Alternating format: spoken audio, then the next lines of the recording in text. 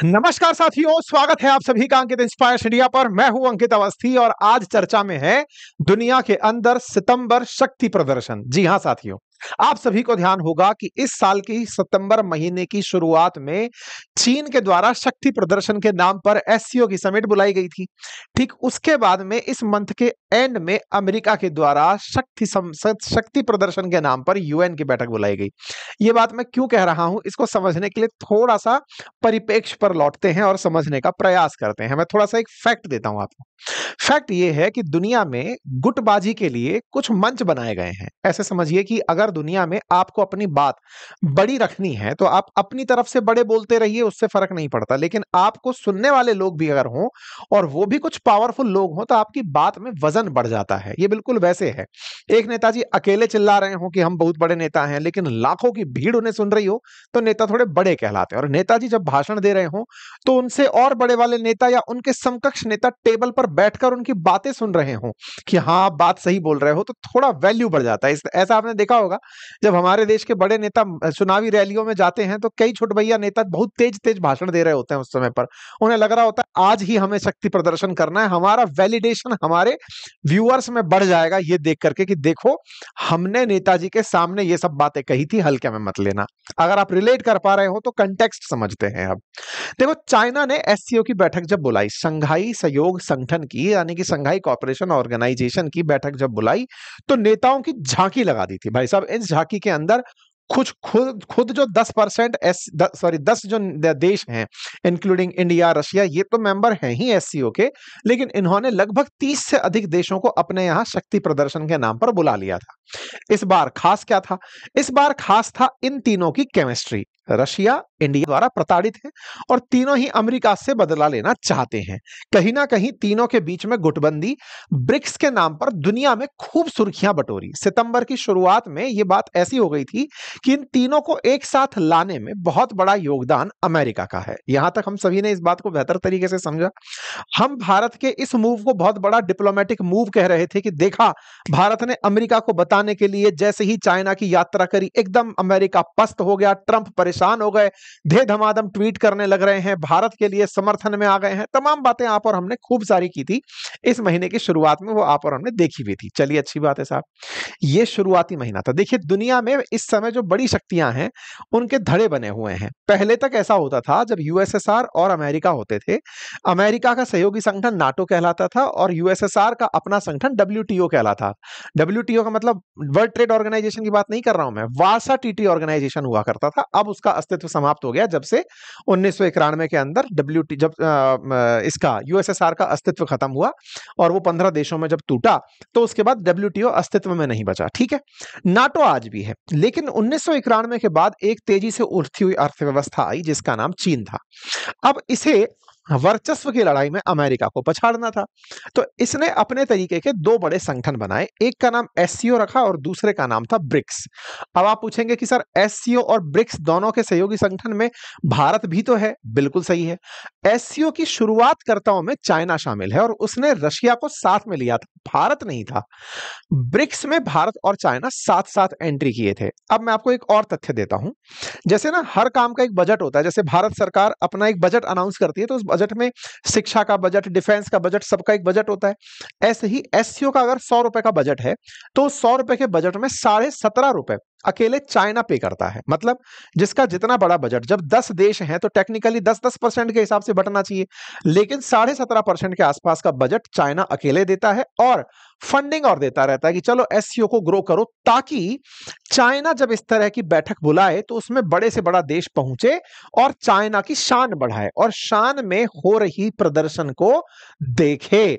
आपने अब देखा होगा कि इनकी जो विक्ट्री परेड निकली थी उसमें दुनिया भर के नेता इंक्लूडिंग रशिया प्रेजेंट थे। पूरे टाइम इनकी विक्ट्री परेड को एंजॉय कर रहे थे। इन्होंने मतलब मजमा बना दिया था कि सब देखो बढ़िया से दुनिया वालों कि चाइना के पास कितनी ताकत है, उसने कितने नेताओं को एक साथ खड़ा कर दिया। यहां तक क्लियर हुआ? अच्छा, इस पूरी मीटिंग में एक व्यक्ति जिसका बहुत मजाक बना, आपने जिसे वेटर तक कह दिया कि जब पुतिन और मोदी जी साथ साथ निकल रहे हैं, ये आदमी हाथ बांध कर खड़ा है, मोटा मुंह उतरा हुआ है और इसको देखकर ऐसा लग रहा है कि यार बहुत बेइज्जती फील कर रहा है, ह्यूमिलिएटेड फील कर रहा है। तो ये किया और ये किया तो भाई इस ह्यूमिलिएशन को मिटाने कहीं तो जाएगा। अच्छा, इसके साथ में दिक्कत क्या हुई है हमेशा से, ये चाइना से तो हथियार खरीदता है लेकिन अमेरिका के सामने पूंछ दबा के रहता है, क्योंकि इसे ये पता है कि चाइना से अब इसने इतना कर्ज ले लिया है कि उसके सामने खड़ा नहीं हो सकता। अमेरिका के सामने खड़ा होने की हिम्मत की तो अमेरिका इसे चकनाचूर कर देगा। तो अब ये दोनों पार्टों के बीच में इतना पिस चुका है कि इसे अब दोनों को साधना है। कबीर का एक दोहा मुझे याद आता है, मैं उसे बोल नहीं सकता, उसका प्रसंग थोड़ा अलग चला जाएगा, बस उसमें इतना ही है कि जब आप बहुतों के मन रखते हैं तो शब्द गंभीर है, तो आप ढूंढकर अगर कबीर का दोहा कमेंट बॉक्स में लिख दे तो बेहतर होगा। फिलहाल के लिए इनके साथ में जो हालत हुई वो ये कि ये चाइना और अमेरिका को खुश करने में इतने बिजी थे कि एससीओ की बैठक में इन्हें गजब बेइज्जती का सामना करना पड़ा। हमने खूब मजे लिए इनके। अच्छा, इंडिया में जब मजे लिए जाते हैं तो पाकिस्तान वाले खुद आके देखते हैं। हमारे कई वीडियोस को बैठकर पाकिस्तान वाले रोस्ट वीडियो बनाते हैं, उनके ऊपर अपनी टिप्पणी देते हैं कि देखिए इंडिया में हमारे बारे में क्या बात हो रही है। ठीक है, अपने वाले वीडियो भी चलते हैं वहां पे। ठीक है, अच्छा, तो इन्होंने अपने यहां पर बेइज्जती कराई, वहां सूचना पहुंची कि सर बहुत इंसल्ट हुई आपकी, अब जाइए गुहार लगाइए। तो गुहार लगाने के लिए पहुंचे इनके पास। इनको पहले से पता था, क्योंकि बेइज्जती इस फोटो में केवल और केवल इन्हीं की नहीं हो रही थी, इनकी भी हो रही थी, क्योंकि इन्हीं के कारण तो सब मिले थे। अच्छा, इंडिया इतना ज्यादा थोड़ी चाइना के गले में डलने वाला था। इंडिया भी बेचारा धोखा खाया हुआ था, क्योंकि बेवफा सनम से पीड़ित था। इंडिया भी नए नए अफेयर में निकला था लेकिन चल नहीं पाया, तो ऐसे फिर लौट के वापस आया। इंडिया की तो हालत ही खराब, समझ ही नहीं पा रहा है कि मैं हूं कहां। मैं मतलब धोखा खा गया हूं इस आदमी से। एक पर दाव लगाया था, वो आदमी जो है खोटा सिक्का निकल गया। खैर, अनुभव है वो। फिलहाल के लिए इंडिया का जो ये स्ट्रेटेजिक शिफ्ट करार दिया गया, उस स्ट्रेटेजिक शिफ्ट में इस आदमी को बड़ी मिर्ची लगी। इसने कहा बदला लेंगे साहब। बोले कैसे लेंगे? बोले अपन लोग ना झूठ को इतना झूठ बोलेंगे। अच्छा, ये ना हिटलर के साथ में एक आदमी रहा करता था, यार उसका नाम मैं बार बार भूल जाता हूँ। ठीक है ना, वो उसका वो था, अभी थोड़ी देर में याद आ जाएगा नाम उसका, विदेश मंत्री या रक्षा मंत्री टाइप का आदमी था, जो कि बार बार ये कहा करता था, 3 अक्षर का नाम है, गौलब वौलब क्या है, वो ये कहा करता था कि झूठ को जब मल्टीपल टाइम बात बार बोलोगे तो वो झूठ सच हो जाएगा। तो ये बिल्कुल उस कंसेप्ट को बढ़िया से मानता है। जैसे ये मल्टीपल टाइम दुनिया के सामने बोल चुका कि मैंने दुनिया में इतने युद्ध रुकवाए, भारत पाकिस्तान को तो 40 बार बोल चुका कि मैंने युद्ध रुकवाए। तो ये बार बार जिस बात को दोहराता है, उस दोहराव के चलते इनको बड़ी सहायता मिलती है कि जब आप भी सर फेंक ही रहे हो तो हम भी आपके साथ फेंक लेंगे, तो वैलिडेशन बढ़ जाएगा, ताकि लगेगा लोगों को कि आप सही बोल रहे हो। तो इन दोनों की इस चलते में बढ़िया बनी। अच्छा, तो ये महानुभव जो हैं ये अमेरिका की यात्रा पर रवाना होते हैं, अमेरिका में बकायदा ट्रंप से मुलाकात करते हैं, वहां पर अपने साथ में एक और अब्बा को लेके पहुंचते हैं। इन सारी बातचीतों को यहां पर यूएन में दोहराते हैं। ये सारी बातें आज मैं आपको डिटेल में बताऊंगा, और ये भी बताऊंगा कि इनके रक्षा मंत्री ने अमेरिका में जाके खुद की कैसी बेइज्जती कराई। ठीक है, लेकिन उससे पहले मैं आपको एक छोटी सी जानकारी देना चाहता हूं। यदि आप में से कोई भी साथी स्टॉक मार्केट में, क्रिप्टो में इंटरेस्ट रखता है, इन्वेस्टमेंट के बारे में जानकारी चाहता है, तो हमारा यूट्यूब चैनल बातें बाजार की जाकर सब्सक्राइब कर लें, या फिर हमारा एप्लीकेशन बातें बाजार की, जहां पर हमारे कोर्सेज उपलब्ध हैं। अगर आप चाहें तो आप अपने आप को वहां से नॉलेजफुल बना सकते हैं। चलिए आगे बढ़ते हैं। इस महीने की शुरुआत में ही हमने आपको एक जानकारी और भी दी थी। क्या दी थी? एससीओ से बेइज्जती कराने के बाद इन्होंने डिसाइड किया कि मैं अमेरिका जाऊंगा। ये हमने आपको आज से 10-15 दिन पहले बता दिया था। ये 16 सितंबर की खबर है। हमने उस समय आपको बता दिया था कि साहब शहबाज शरीफ अमेरिका जाने वाले हैं। शहबाज शरीफ की अमेरिका की यात्रा को दिखाया पाकिस्तान में ऐसे जाता है कि ट्रंप से मिलने जाने वाले हैं। वास्तविकता में क्या था? वहां पर शक्ति प्रदर्शन था यूएन का। अब अच्छा, यूएन की कहानी सुन लो। जैसे फर्स्ट पड़ाव में मैंने आपको एससीओ की कहानी सुनाई, ऐसे ही यहां पर मैं अब आपको यूएन की कहानी सुनाता हूं। देखो, यूएन में 193 देश हैं। 193 देशों में जिनके पास वीटो पावर है, अगर आप उन्हें उठाकर देखें तो वो सबके सब प्रथम विश्व युद्ध विजेता कंट्री हैं।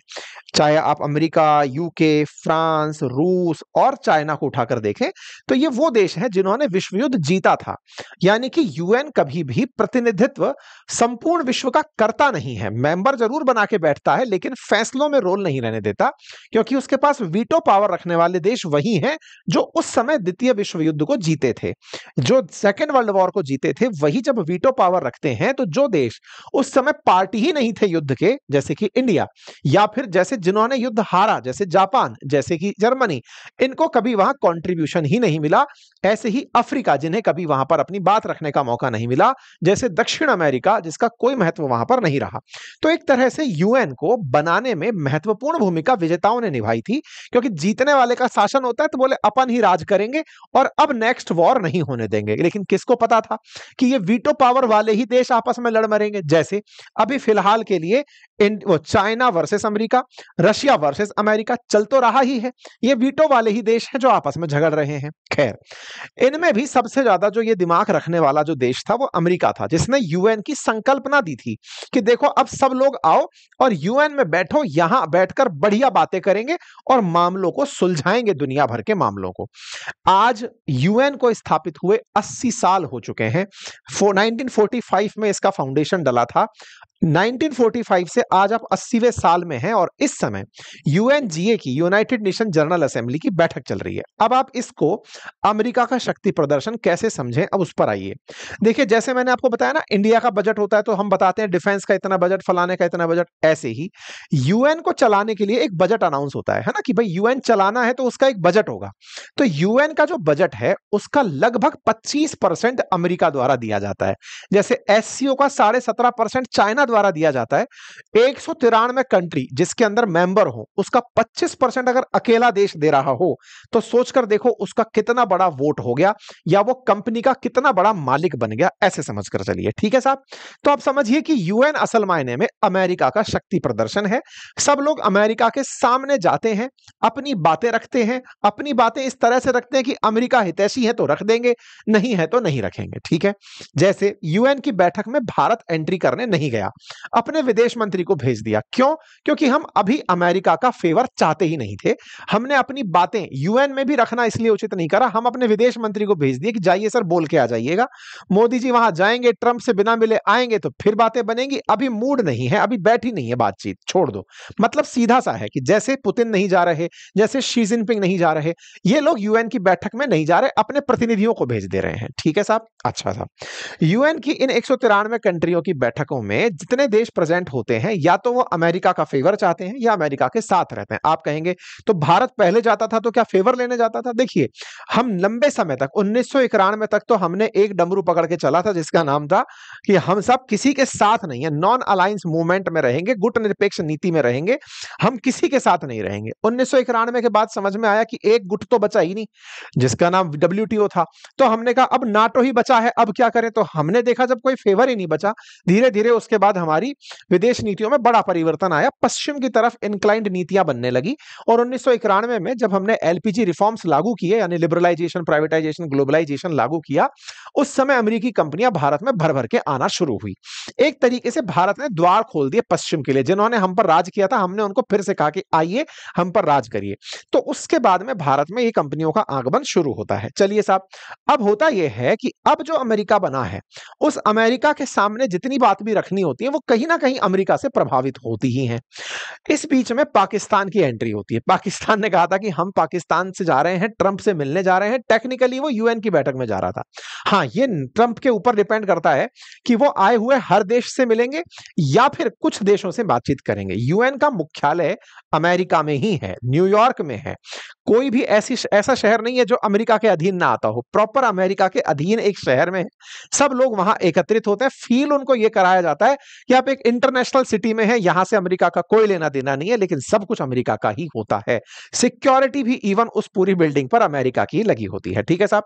हमने अपने पुराने सेशन में बताया था कि ये भाई साहब ट्रंप से मिलने जाएंगे। निकल गए भाई साहब।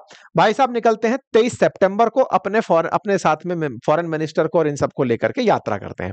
इस बीच में एक कांड और हो चुका था। इजराइल ने कतर पर बम फोड़ रखा था। ऐसे में सारे के सारे मुस्लिम और अरब वर्ल्ड इकट्ठे होकर के इजराइल की खिलाफत करने के लिए एकत्रित भी हुए थे कतर के अंदर। कतर के साथ बहुत बुरा हुआ, मतलब अमेरिका का सहयोगी होते हुए उसके साथ ऐसा नहीं होना चाहिए था। उस बीच में ये भाई साहब जाकर पहुंच गए। ये वहां पर जाकर पहुंचे, इनको एक फायदा मिल गया कि सऊदी ने कहा कि सुनो, तुम्हारा न्यूक्लियर बम कब काम आएगा, हमारी हिफाजत में दे दो, पता चले कल को इजराइल हम पर गोला फोड़ दिया। इजराइल को डराने के लिए ही सही, तुम्हारा न्यूक्लियर बम हमारा डिफेंस तो बनेगा। कुछ इस तरह से इजराइल का साथ इनको पाकिस्तान और सऊदी का साथ बनकर आया। अब ये लोग जब एकत्रित हुए तो इन सब ने कहा कि अब चल के हम ट्रंप से निवेदन करेंगे कि देखिए आपका एक बेटा जो है वो हम पर बिफरा पड़ा है, घुमा घुमा कर मार रहा है। सारे मुस्लिम वर्ल्ड के लीडर इकट्ठे होते हैं, अर्दगन उनके अंदर नेतृत्व करते हैं, ये बैठे हुए भाई साहब सारे नेता जाकर के ट्रंप से मुलाकात करते हैं कि सर बहुत हो गया, कृपया करके इजराइल से कह दो हमें इतना ना मारे। भाई साहब ये उनकी बातें सुनते हैं कि ठीक है मैं उससे कह दूंगा कि वो पूरे वेस्ट बैंक पर कंट्रोल नहीं करेगा, लेकिन जहां जहां उसकी कॉलोनी बनी हुई है वो तो रखेगा। ठीक है साहब, तो ये ट्रंप इनको बढ़िया से समझा देते हैं। उस दिन मीटिंग के बाद ये लोग निकल लेते हैं। शहबाज शरीफ के बाद में फिर शहबाज शरीफ बाकी नेताओं से मुलाकात करते हैं, लाइक माइंडेड लीडर्स के साथ, कि देखा हमने ट्रंप के सामने बात रखी कि इजराइल हमें ना मारे, तो हमारी बात सुनी है, उसने कहा ज्यादा नहीं मारेगा। ठीक है साहब, तो ये बातचीत हो जाती है। इनके बीच में बातचीत होती है, प्राइम मिनिस्टर ऑफिस से बातें लिखकर आती है कि हमने बड़ी बड़ी बातें की हैं, हम बड़े बड़े लोगों से मुलाकात किए, श्रीलंका वालों से मुलाकात किए, बांग्लादेश वालों से मुलाकात किए, हम सब इकट्ठे हो लिए। देखिए हमको कहीं भी गले लगती फोटो नहीं मिली थी चाइना जब गए थे इस बार, लेकिन 193 देश थे, जिसके मन में आया उसके गले में जाकर डल गए। अच्छा साहब, अब थी वो बहुप्रतीक्षित तस्वीर जिसके लिए इन्होंने बहुत तपस्या की थी। तपस्या कितनी, इसको ऐसे समझो आप। देखो शहबाज शरीफ ट्रंप जब थे ना पिछली बार शासन में, तब से कोई भी पाकिस्तानी प्रधानमंत्री अब तक मिल नहीं पाया था अमेरिकी राष्ट्रपति से। इनके लिए ये बड़ी उपलब्धि थी। बड़ी उपलब्धि क्यों? क्योंकि 6 साल बाद कोई पाकिस्तानी पीएम अमेरिकी राष्ट्रपति से मुलाकात कर रहा था। ऐसे में ये तस्वीर के साथ साथ ये चेहरा देखना मत भूल जाना जिसे पहले ही ट्रंप बुलाकर गोटी सेट कर चुके थे। ये कौन है? आसिम मुनीर। असल मायने में पाकिस्तान की रियल सत्ता यही चलाते हैं, फील्ड मार्शल जिनको बनाया गया है। आप सोचे कि शहबाज शरीफ बार बार यूएन में भी इन्हीं के नाम का कसम खा करके आगे का काम शुरू किए। इनको पहले ही ट्रंप ने सेट किया हुआ था ईरान के मामले में कि देखो इजराइल जब ईरान को मारने आएगा तो तुम कुछ नहीं बोलोगे, क्योंकि तुम्हारे अंदर बहुत तेजी से निकलने की आदत आती है। तुम ईरान को संतुष्टि दे दिए थे कि हम तुम्हारे साथ रहेंगे, कुछ नहीं करोगे। तो इनको तो इसने केवल क्रिप्टो पकड़ा करके सेट कर दिया था। इन्हीं के क्रिप्टो के चलते तो फिर हमें समझ में आया, मैंने भी तो आपसे यही कहा कि बातें बाजार की पर अब क्रिप्टो की बात करेंगे। क्यों? क्योंकि खेल दुनिया में क्रिप्टो से बिगाड़ा जा रहा है। तो हम भी तो समझ लें, पता चले हम बहुत पीछे रह जाएं।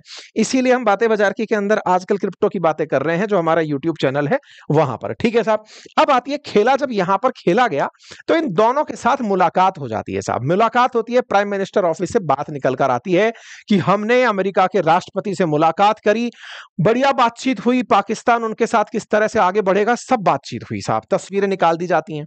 लेकिन मजेदार बात यह हुई कि इस तस्वीर के आने से पहले ट्रंप अभी आधा घंटे पहले, ये मतलब इनसे मुलाकात करने से आधा घंटे पहले, अपने पत्रकारों को संबोधित करते हुए कहते हैं कि 2 लोग मेरा इंतजार कर रहे हैं, महान लोग मेरा इंतजार कर रहे हैं, अभी आइए मैं आपके साथ बातचीत कर लेता हूं। मतलब इन्होंने उनको आधा घंटे इंतजार कराया।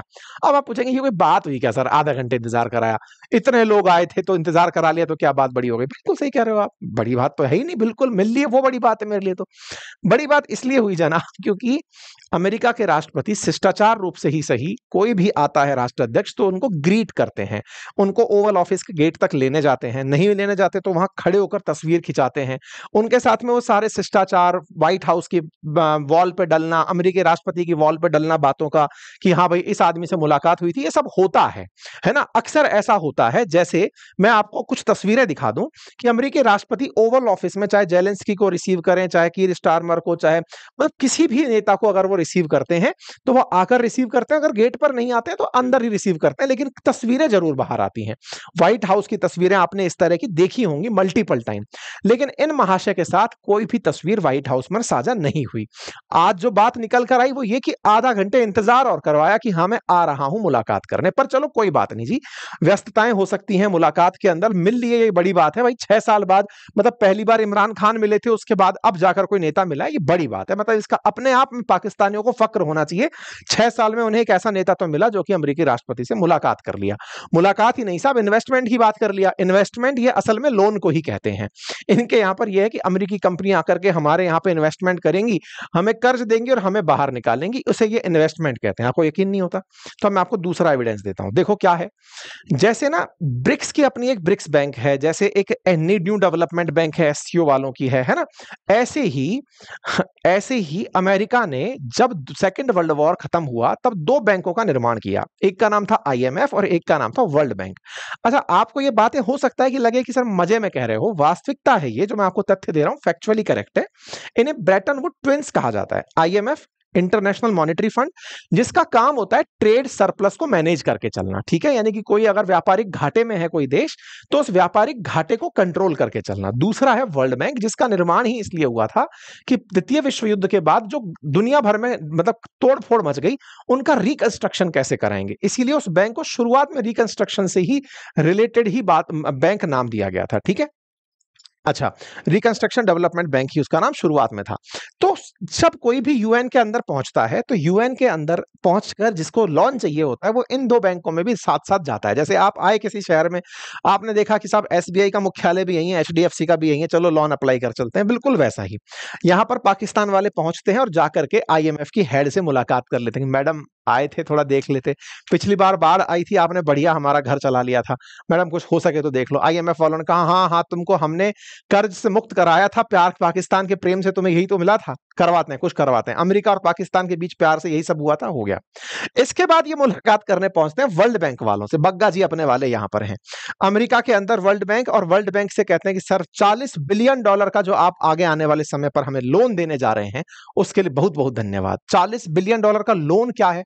वर्ल्ड बैंक रिकंस्ट्रक्शन के नाम पर देशों को लोन देता है। इंडिया को, वर्ल्ड के दुनिया भर के देशों को आईएमएफ और वर्ल्ड बैंक से लोन मिलता है। भारत आईएमएफ से कभी लोन नहीं लेता, क्योंकि आईएमएफ का लोन केवल डेट ट्रैप में ही लिया जाता है। जब आप कर्ज में फंस गए हो, निकलने का कोई ऑप्शन नहीं बचा है, तो आईएमएफ का हाथ लिया जाता है, अदरवाइज नहीं। खैर, इनको यहां से संतुष्टि मिलती है, इनको दोनों तरफ से पैसे का अश्योरेंस मिलता है, ट्रंप से मुलाकात होती है, इज्जत बढ़ती है कि साहब ट्रंप के साथ फोटो खिंचा लिए।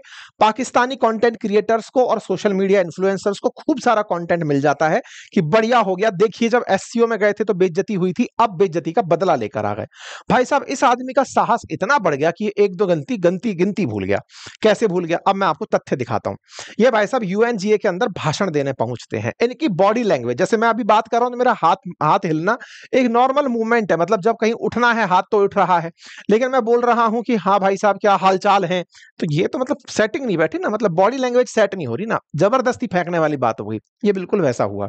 ये भाई साहब यूएन में जाते हैं, इनके ट्रेनर ने शायद इनको बढ़िया ट्रेनिंग नहीं दी, भाषण देने बैठते हैं तो इनका जबरदस्ती एक्साइटमेंट बाहर आ रहा होता है कि हाँ, झूठ बोलने के लिए थोड़ा सा मेहनत लगती है। तो साहब कोई बात नहीं साहब। तो यहां पर जब ये पहुंचते हैं तो ये 5 प्रमुख मुद्दे उठाते हैं: भारत पाक संघर्ष, पहलगाम का हमला, ट्रंप और नोबल, सिंधु जल संधि संधि और कश्मीर।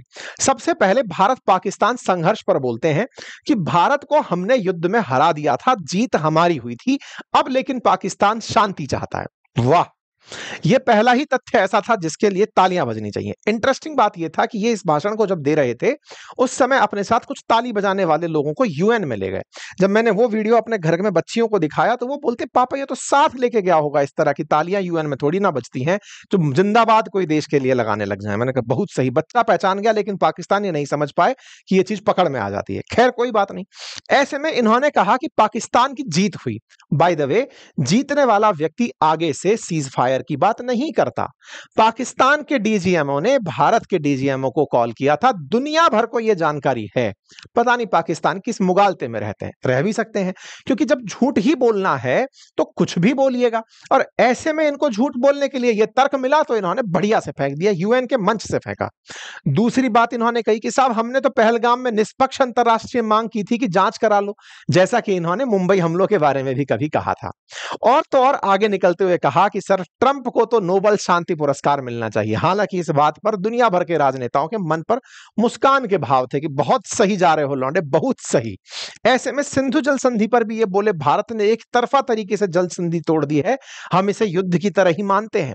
और कश्मीर के बारे में फिर इन्होंने कहा कि कश्मीर पर एक दिन जनमत संग्रह होगा और हमारे लिए फायदा होगा, यानी कि जनता वहां की खुद डिसाइड करेगी। और तो और इस बार इन्होंने नैरेटिव वॉर में एक लाइन और मार डाली, और वो लाइन ये थी कि साहब हिंदुत्व जो है ना, वो कट्टरपंथी हिंदुत्व दुनिया के लिए एक चुनौती बन गया है। हिंदुत्व इनसे बुला नहीं, इनसे बुला हिंदुत्व वाह वाह। और सच में ऐसा हुआ था, आप सुन सकते हैं।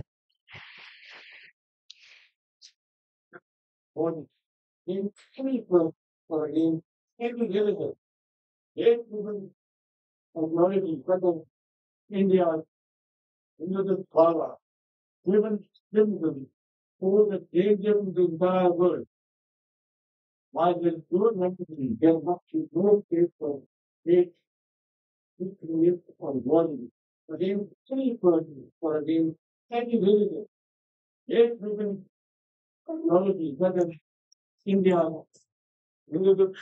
हिंदुत्व वाह वाह, हाँ पता नहीं इसको सुन पाए हो या नहीं, तो फिर ढूंढ करके सुन लीजिएगा, ठीक है साहब। कुल मिलाकर के इन्होंने वही कार्य किया जो इनको वाह वाह करनी थी, इन्होंने हिंदुत्व की वाह वाह करी कि हाँ साहब ये एक्सट्रीमिज्म को फॉलो कर रहे हैं, ठीक है साहब। कुल मिलाकर के झूठ का वही सिद्धांत जो हिटलर के साथी गोबल्स अपनाते थे, वही इन्होंने बढ़िया से अपनाया कि झूठ को कई बार बोल दो बढ़िया हो जाएगा। चलिए साहब, इन्होंने सारे बयान कर दिए। इस बीच में जो इन्होंने फेंकना शुरू किया, जिसको लपेटने के लिए राजस्थान में जयपुर वाले मकर संक्रांति पर इंतजार करते हैं, कुछ वैसा फेंका इन्होंने। क्या फेंका? इन्होंने कहा कि साहब पाकिस्तान की सेना ने भारत के 7 फाइटर जेट मार गिराए। भाई साहब ये बड़ी बात थी, यूएन के मंच पर खड़े होकर बोल रहे हो तो वैलिडेशन मिलता है इस बात को कि सर इतनी बड़ी जगह से आपने बात बोली है, 7 फाइटर जेट मार गिराए। हमको भी लगा यार 7 गिर गए, चक्कर क्या है, कहां कहां गिर गए। चलिए तो अब एक बार के लिए इस बात का फैक्ट चेक यहीं कर लेते हैं जो इन्होंने बात बोली। आप फैक्ट चेक करने के लिए कहीं दूर नहीं जाएंगे, इन्हीं के ही वॉल पे ट्रेवल करेंगे। आओ, ऑपरेशन सिंदूर की बात हो रही है, आपको याद होगा ऑपरेशन सिंदूर के अंदर फाइटर जेट्स गिरने की खूब सारी न्यूज आई थी। ऑपरेशन सिंदूर के अंदर जब इनके डिफेंस मिनिस्टर से पूछा गया कि आपने कितने फाइटर जेट मार गिराए, तो इन्होंने कहा सोशल मीडिया पर जाकर देख लो, हमने 5 इंडियन जेट मार गिराए हैं। ठीक है साहब, ये 7 मई की न्यूज है। आगे बढ़ते हैं साहब, ये थोड़े दिन आगे बढ़ते हैं। 7 मई के दिन पाकिस्तान के ही प्रधानमंत्री कहते हैं कि हमने 5 इंडियन जेट मार गिराए, जिसमें से 3 फ्रांस मेड राफेल हैं।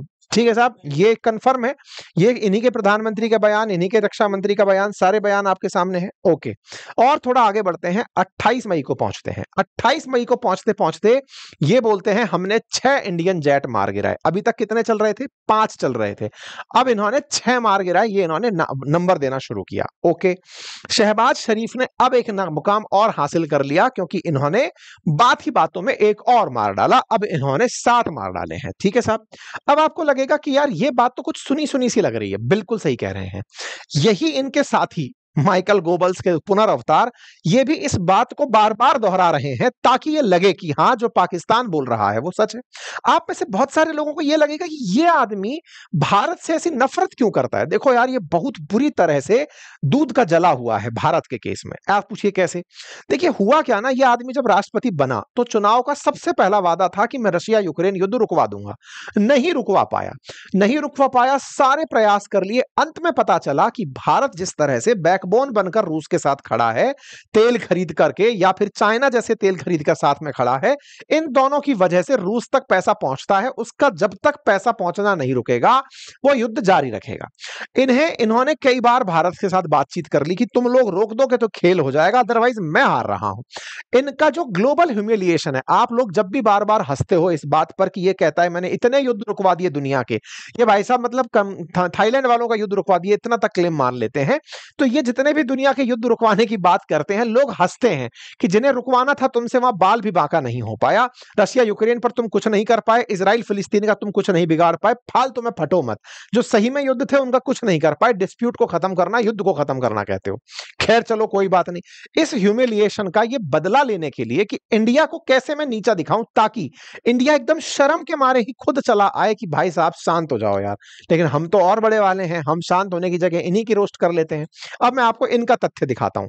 19 जुलाई को अमेरिकी राष्ट्रपति बोलते हैं कि 5 जेट मार गिराए थे साहब इंडिया पाकिस्तान के कन्फ्लिक्ट में। ठीक है, माइकल गोबल्स का पुनर्अवतार है भाई साहब। फिर देखिएगा 15 अगस्त को बोलते हैं कि 6 से 7 प्लेन मार गिराए थे साहब, नंबर बढ़ गया साहब।